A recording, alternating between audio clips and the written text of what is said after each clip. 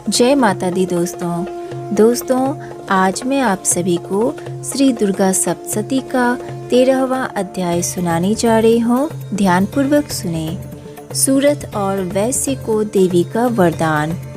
जो उदय काल के सूर्यमंडल की सी कांति धारण करने वाले हैं, जिनके 4 भुजाएं और 3 नेत्र हैं, तथा जो अपने हाथों में पास, अंकुश, वड़ एवं अभय की मुद्रा धारण किए रहती हैं, उन शिवा देवी का मैं ध्यान करता हूँ।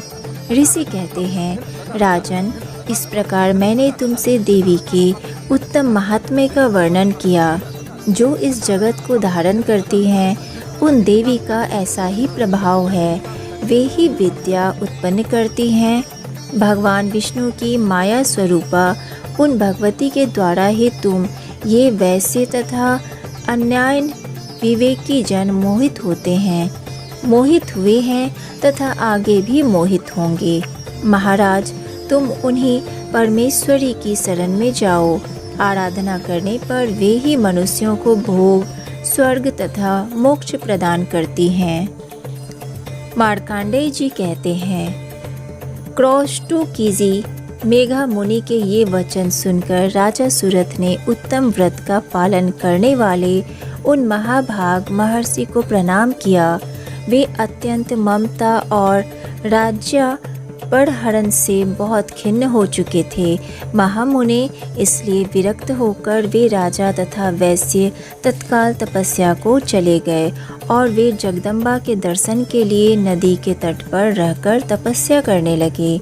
वे वैश्य उत्तम देवी सूक्त का जप करते हुए तपस्या में प्रवृत्त हुए। वे दोनों नदी के तट पर देवी की मिट्टी की मूर्ति बनाकर पुष्प, धूप और हवन आदि के द्वारा उनकी आराधना करने लगे। उन्होंने पहले तो आहार को धीरे धीरे कम किया, फिर बिल्कुल निराहार रहकर देवी में ही मन लगाए एकाग्रता पूर्वक उनका चिंतन आरंभ किया। वे दोनों अपने शरीर के रक्त से प्रोक्षित बलि देते हुए लगातार 3 वर्ष तक संयम पूर्वक आराधना करते रहे। इस पर प्रसन्न होकर जगत को धारण करने वाली चंडिका देवी ने प्रत्यक्ष दर्शन देकर कहा। देवी बोली, राजन तथा अपने कुल को आनंदित करने वाले वैश्य, तुम लोग जिस वस्तु की अभिलाषा रखते हो वह मुझसे मांगो, मैं संतुष्ट हूँ, अतः तुम्हें वह सब कुछ दूंगी।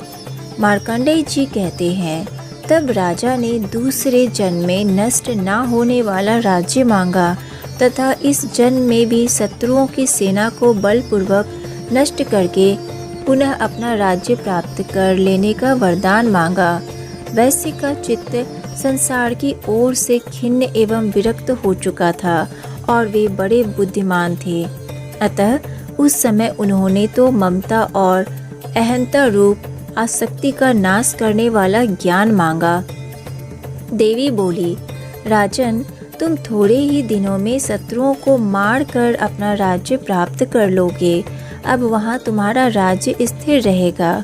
फिर मृत्यु के पश्चात तुम भगवान विवस्वान के अंश में जन्म लेकर इस पृथ्वी पर सावर्णिक मनु के नाम से विख्यात होगे। वैश्य वर्य, तुमने भी जिस वर को मुझसे प्राप्त करने की इच्छा की है उसे देती हूँ। तुम्हें मोक्ष के लिए ज्ञान प्राप्त होगा। मार्कंडेय जी कहते हैं, इस प्रकार उन दोनों को मनोवांछित वरदान देकर तथा उनके द्वारा भक्ति पूर्वक अपनी स्तुति सुनकर देवी अंबिका तत्काल अंतर्ध्यान हो गईं। इस तरह देवी से वरदान पाकर क्षत्रियों में श्रेष्ठ सूरत सूर्य से जन्म ले सावर्णी नामक मनु होंगे। इस प्रकार श्री मार्कंडेय पुराण में सावर्णिक मनवंतर की कथा के अंतर्गत देवी महात्म्य में सूरत और वैश्य को वरदान नामक 13वां अध्याय समाप्त हुआ।